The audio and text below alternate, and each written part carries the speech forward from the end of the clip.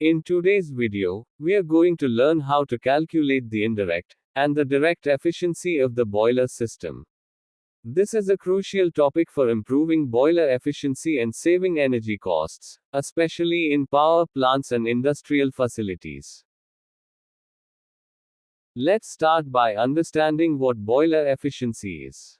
Boiler efficiency is defined as the percentage of input energy, fuel, that a boiler converts into output or useful energy in the form of steam. Boiler efficiency can be calculated using the following methods. The first method is direct efficiency or input-output method.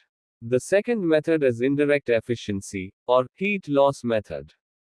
First, let's talk about direct efficiency, or the input-output method. This is the simplest and most commonly used method. It calculates efficiency by comparing the energy output, steam, to the energy input, fuel. Now let's move to the indirect efficiency method, also called the heat loss method. It accounts for all losses in the boiler and subtracts them from 100%. Indirect efficiency is also known as heat loss efficiency calculation method. In this method, efficiency calculation is done by subtracting heat loss fraction from 100. Let's now understand the formula for calculating boiler efficiency using the indirect method. Indirect efficiency is also known as heat loss efficiency calculation method. In this method, efficiency calculation is done by subtracting heat loss fraction from 100. The boiler indirect efficiency is equal to 100 minus sum of the heat losses like L1 plus, L2 plus, L3 plus, L4 plus, L5 plus, L6 plus, L7 plus, L8. Where L1 is the percentage heat loss due to dry flue gas. L2 is the percentage heat loss due to evaporation of water formed due to H2 in fuel. L3 is the percentage heat loss due to evaporation of moisture present in fuel. L4 is the percentage heat loss due to moisture present in air. L5 is the percentage heat loss due to unburnt in fly ash. L6 is the percentage heat loss due to unburnt in bottom ash. L7 is the percentage heat loss due to radiation and convection loss. L8 is the percentage heat loss due to incomplete combustion in a boiler. Next, we will learn and understand how to calculate the indirect efficiency of the boiler. The following data are required to calculate the indirect efficiency of the boiler. Given data. L1 is the percentage heat loss due to dry flue gas, 7.5%. L2 is the percentage heat loss due to evaporation of water formed due to H2 in fuel, 3.4%. L3 is the percentage heat loss due to evaporation of moisture present in fuel, 5.5%. L4 is the percentage heat loss due to moisture present in air, 0.3%. L5 is the percentage heat loss due to unburnt in fly ash, 0.15%. L6 is the percentage heat loss due to unburnt in bottom ash, 1.8%. L7 is the percentage heat loss due to radiation and convection, 0.25%. L8 is the percentage heat loss due to incomplete combustion in a boiler, 2.5%. The calculation formula for the indirect efficiency of the boiler. The indirect method, also known as the heat loss method, calculates boiler efficiency by accounting for all measurable heat losses and subtracting their total from 100%. The boiler indirect efficiency is equal to 100 minus sum of the heat losses like L1 plus, L2 plus, L3 plus, L4 plus, L5 plus, L6 plus, L7 plus, L8.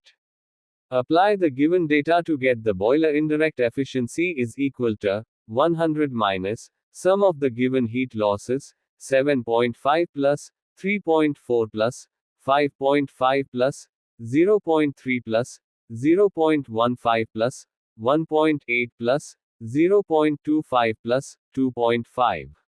Next, The boiler indirect efficiency is equal to 100 minus sums of heat losses are 21.4. Therefore, the boiler indirect efficiency is 78.6%. Next, we will learn and understand how to calculate the direct efficiency of the boiler system.